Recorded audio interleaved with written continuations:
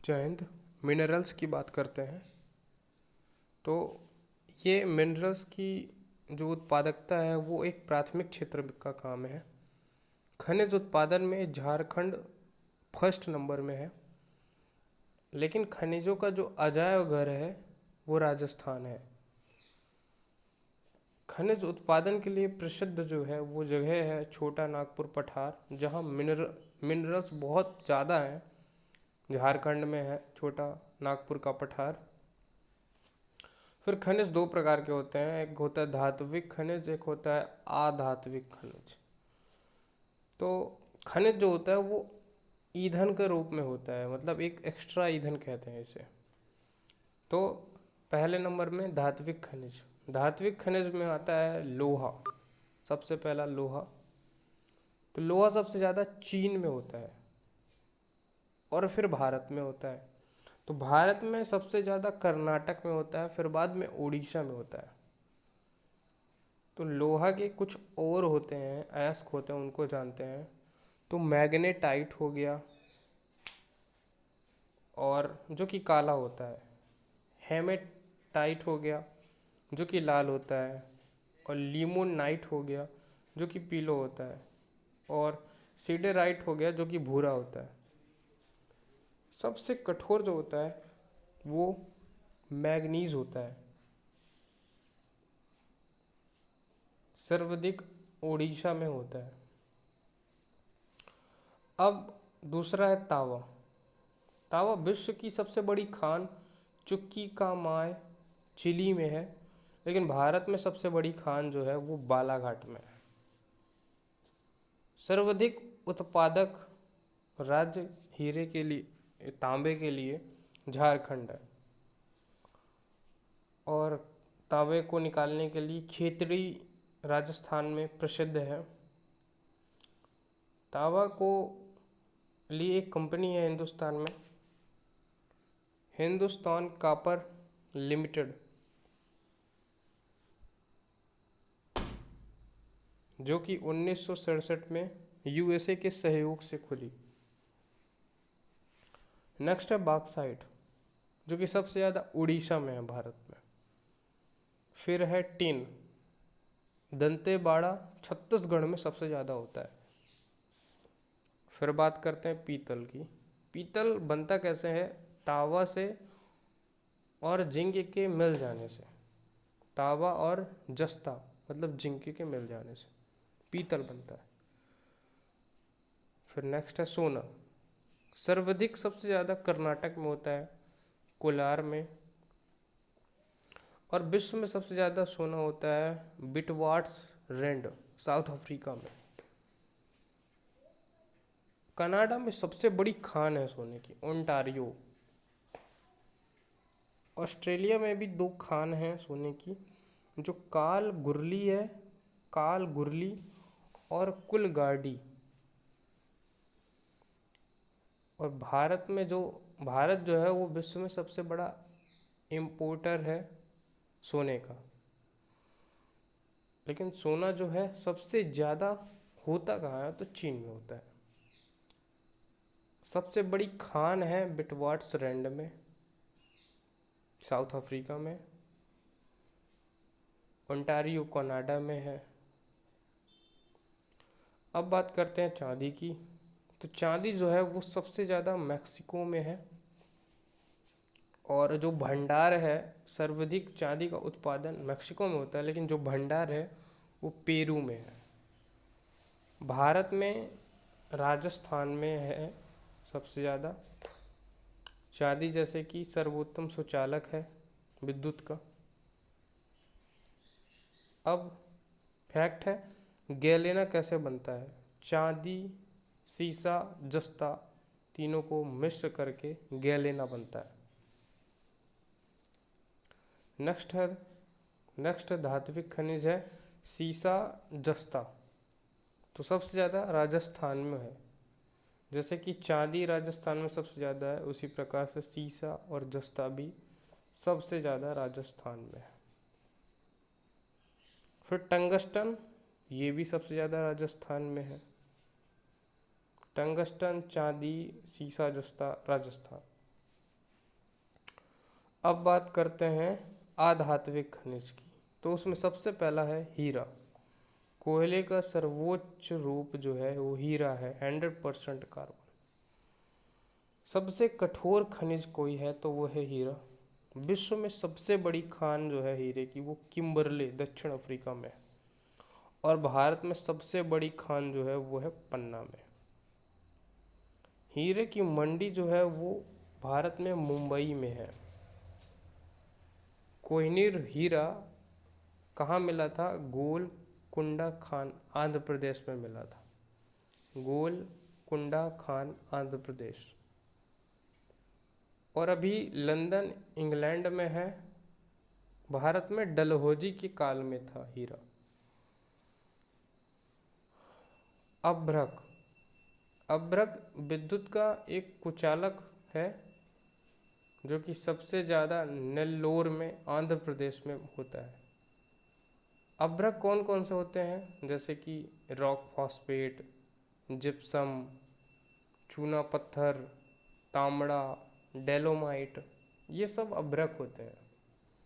तो rock phosphate का उपयोग क्या है? मिट्टी की अम्लीयता दूर करता है। जिप्सम मिट्टी की क्षारीयता दूर करता है। चूना पत्थर सबसे ज़्यादा राजस्थान में है। और डालोमाइट उड़ीसा में है सबसे ज़्यादा। अब बात करते हैं परमाणुओं की, मतलब एटम की।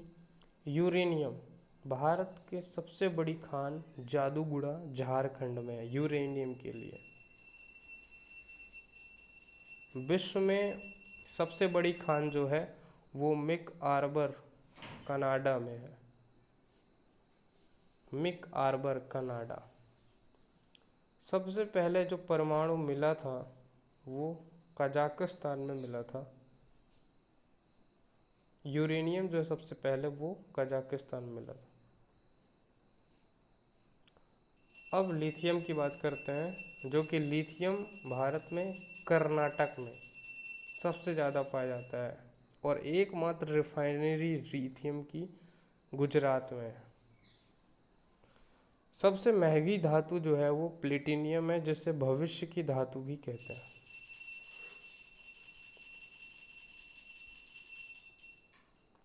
अब एटॉमिक स्टेशंस की बात करते हैं। परमाणु संयंत्र कहाँ कहाँ है? तो तारापुर सबसे पहला परमाणु संयंत्र है, तारापुर, जो कि यूएसए की सहयोग से बना था, महाराष्ट्र में। फिर है रावत भाटा, तो कहाँ है? चित्तौड़ में, राजस्थान में। तो रावत भाटा परमाणु संयंत्र जो है वो कनाडा के सहयोग से बना था। फिर है नरूरा, उत्तर प्रदेश राज्य में है। फिर नेक्स्ट है काकरापाड़ा, गुजरात में है। फिर कैगा, कर्नाटक में है। काकरापाड़ा गुजरात में है और कैगा कर्नाटक में है। कलपक्कम तमिलनाडु में और कुंडनकुलम तमिलनाडु में। कुंडनकुलम रूस के सहयोग से बना। जैतपुर महाराष्ट्र में फ्रांस के सहयोग से बना है। जैतपुर महाराष्ट्र में है, फ्रांस के सहयोग से बना। और कुवाड़ा आंध्र प्रदेश में है। कुवाड़ा आंध्र प्रदेश में है। अब नेक्स्ट बात करते हैं रिसोर्स की, एनर्जी के रिसोर्सेस की। ये दो प्रकार के होते हैं, परंपरागत और गैर परंपरागत। ठीक है। तो परंपरागत हम उन्हें कहते हैं जो कि प्राचीन काल से उपयोग में ले रहे हैं, जैसे कि जल हो गया, विद्युत हो गया, परमाणु ऊर्जा हो गया, कोयला हो गया, पेट्रोलियम हो गया। लेकिन जो गैर परंपरागत है, जो कि अभी अभी बिल्कुल आया है, तो वो कौन सी ऊर्जाएं हैं? वो है सौर ऊर्जा, पवन ऊर्जा, ज्वरीय ऊर्जा, भूतापीय ऊर्जा बायोगैस व बायोमास। तो गैर परंपरागत वो ऊर्जाएं होती हैं जिसमें हम टेक्नोलॉजी की मदद से बनाते हैं। ठीक है, अब बात करते हैं नवीनीकरणीय ऊर्जा और जो अनवीनीकरणीय ऊर्जा। तो अनवीनीकरणीय ऊर्जा कौन कौन सी हो गई? कोयला, पेट्रोल, डीजल, परमाणु ऊर्जा, जो कि नवीन नहीं हो सकती एक बार ख़त्म होने के बाद। और जो नवीनीकरणीय है वो जल हो गया, विद्युत ऊर्जा हो गया, सौर ऊर्जा हो गया, पवन हो गया, बायोमास हो गया, बायोगैस हो गया, ज्वारीय हो गया, भूतापीय हो गया। ऊर्जा संरक्षण दिवस कब मनाते हैं? 14 दिसंबर को। अब ऐसे ही कुछ ऊर्जाओं की बात करते हैं जिसके माध्यम से, तो सबसे पहला कोयला। कोयला सबसे ज़्यादा चीन में होता है। कोयला सबसे ज़्यादा चीन में होता है। भारत में छोटा नागपुर पठार में सबसे ज़्यादा कोयला होता है। इसीलिए भारत छोटा नागपुर पठार को भारत का रूहर प्रदेश कहते हैं। ये रूहर प्रदेश कहाँ है? जर्मनी में है। और विश्व का सबसे प्राचीन शक्ति स्रोत अगर कोई पूछे तो कोयला ही है। कोयला के 4 प्रकार की किस्म होती हैं। तो एंथ्रेसाइट होता है, बिटुमिनस होता है, लिग्नाइट होता है और पीट होता है। लिग्नाइट को भूरा सोना भी कहते हैं। लिग्नाइट के लिए फेमस है तमिलनाडु और राजस्थान। अब बात करते हैं पेट्रोलियम की, खनिज तेल। पेट्रोलियम सबसे ज़्यादा बोला जाए तो सऊदी अरब में होता है और भारत में सबसे ज़्यादा है तो मुंबई हाई बेसिन में होता है, महाराष्ट्र में। और भंडार जो है पेट्रोल का वो सबसे ज़्यादा राजस्थान में है। प्रथम तेल उत्पादक राज्य जो है वो है डिगबोई। सबसे पहले अगर पेट्रोल को निकालने के लिए अगर कहीं कुछ बना तो वो डिगबोई में बना था, असम में। सबसे ज़्यादा रिफाइनरी पेट्रोल के लिए असम में है, 4 रिफाइनरी। भारत देश में कितनी रिफाइनरी हैं पेट्रोल के लिए? तो 28 रिफाइनरी हैं। और अभी अभी की जो है नागपट्टनम तमिलनाडु में। अब दूसरी ऊर्जा की बात करते हैं, सौर ऊर्जा। सबसे ज़्यादा सौर ऊर्जा जो है वो राजस्थान के माध्यम से बनती है। सौर ऊर्जा से विद्युत ऊर्जा की बनाने की विधि को फोटोवोल्टिक कहते हैं। क्या कहते हैं? फोटोवोल्टिक। 150% सौर ऊर्जा संचालित हवाई अड्डा, 150 नहीं 100% सौर ऊर्जा संचालित हवाई अड्डा जो है वो कोच्चि केरल में। मतलब वहाँ पूरा जो ऊर्जा है वो सौर ऊर्जा से उपयोग में लिया जाता है। अब नेक्स्ट ऊर्जा है पवन ऊर्जा। पवन ऊर्जा जो है, पवन चक्कियों का देश नीदरलैंड को कहते हैं, जिसे हॉलैंड कहते थे। पवनों का देश कौन है? डेनमार्क। और भारत में सबसे ज़्यादा पवन ऊर्जा बनती है तो तमिलनाडु के माध्यम से। जैव ऊर्जा की बात करते हैं जो कि सबसे ज़्यादा महाराष्ट्र में बनती है।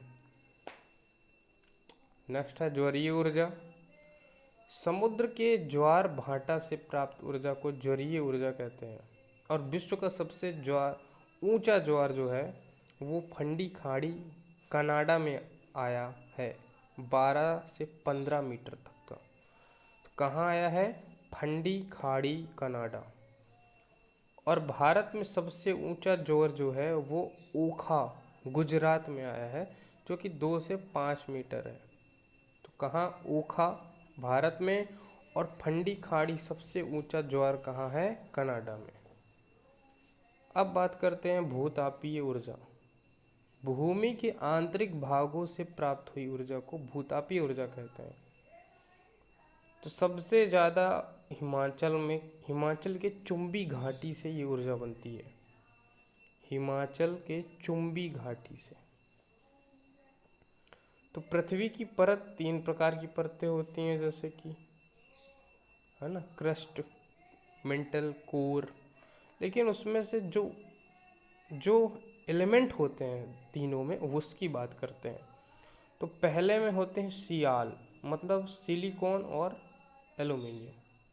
फिर सीमा, फिर सिलिकॉन और मैग्नीशियम। और फिर निफ, मतलब निकल और फेरम।